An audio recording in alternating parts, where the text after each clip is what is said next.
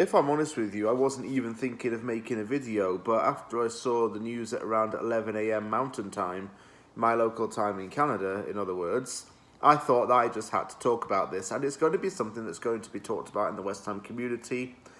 And for other people, it may come as a surprise. For others, it may not be a surprise. For others, the timing of this publication is all wrong. And I'm a mixture of those categories, I suppose, because it has been reported that Declan Rice has turned down a third contract offer. The offer of the contract was around £200,000 to £220,000. Thus, this would have made him West Ham's highest paid player. He's turned down the contract yet again, and it is reportedly because he wants ambition and trophies over the money. For a player of his calibre and age, he would naturally want to seek silverware at some point in his career. And unless West Ham can rapidly show ambition, sign extremely high-quality players, and push on for the Champions League, subsequently even win some trophies within Rice's tenure at West Ham, that is going to convince the player to stay.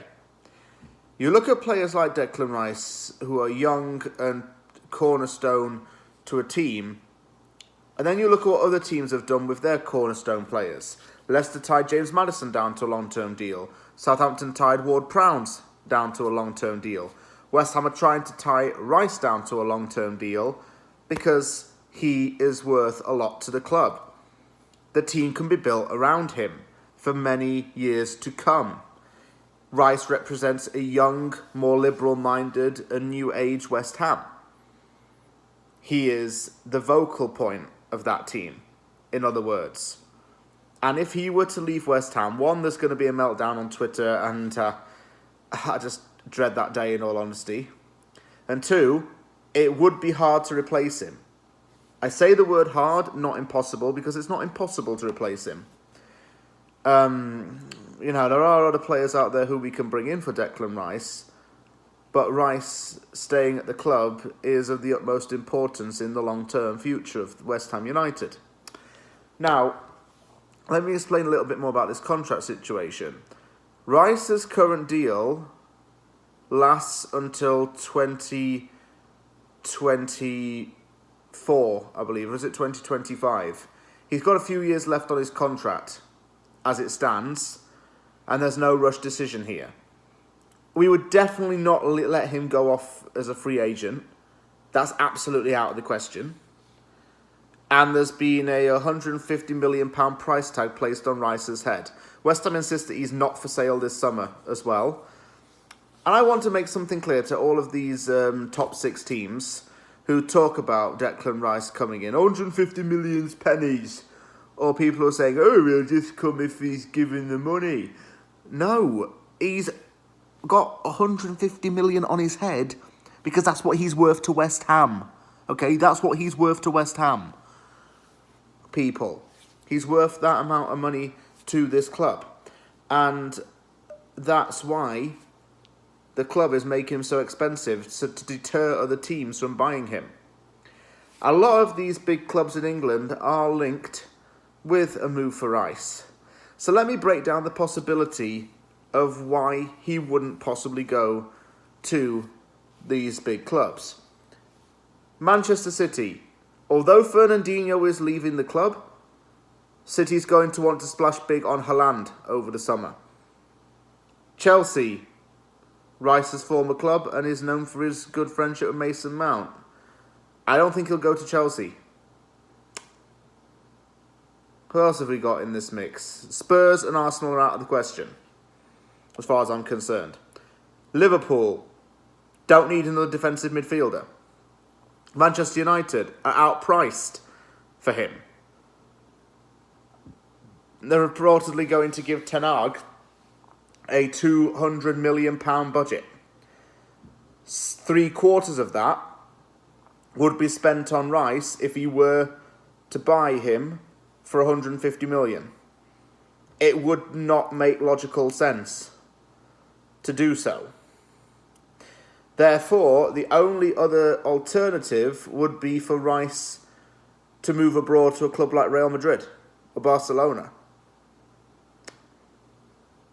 That's the only other thing I can see happening as far as this situation is concerned. There are ways to rectify this, though. It's quite simple. This summer, West Ham has to make early transfer moves for good quality players. When I write these scouting report videos on my channel, all of the players that I look at and talk about have one major thing in common. They're all within their early to mid-20s, and they are all highly rated talents in different leagues. Now, these are the kind of players West Ham should aim to sign. Moyes is a careful manager when it comes to transfer windows. He's not a panic... Well, I wouldn't say he was a panic buyer before I get into giving him that label, but he likes to take his time. Taking our time in the transfer window won't work this summer. If we make those early moves and get those players tied down for the long run, Rice might be convinced to stay. If we win Europa League, I'm definitely convinced that he's staying for at least another season.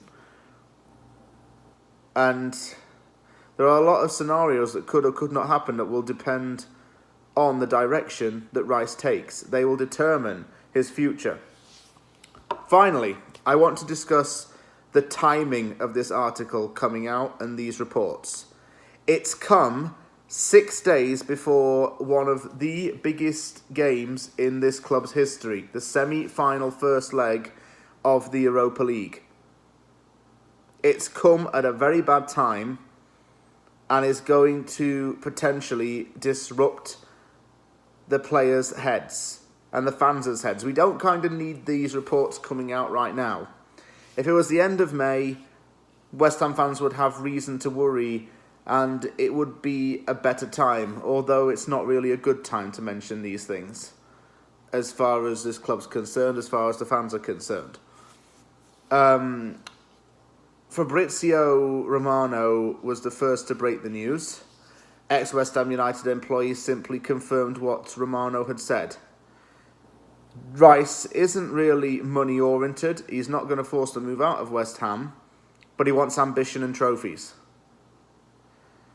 I hope this doesn't start a toxic rundown effect where Rice does turn around and hands in a transfer request and says, I want to go somewhere else for the money and the power.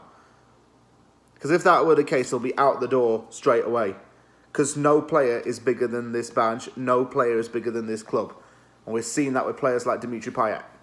No player is bigger than the club. Your attitude stinks and you think you're big and on your high horse you can get out. I hope Declan Rice never ever is like that. And he's never ever shown that in his time at West Ham. But I think about what could happen. And if that does happen, he's gone as far as I'm concerned. He'll ruin himself.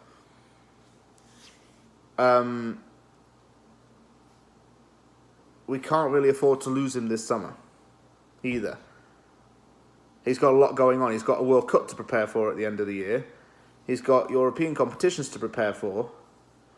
He's got a summer of pre-season training as well, even though that's quite some way down the line. These reports are coming at a bad time.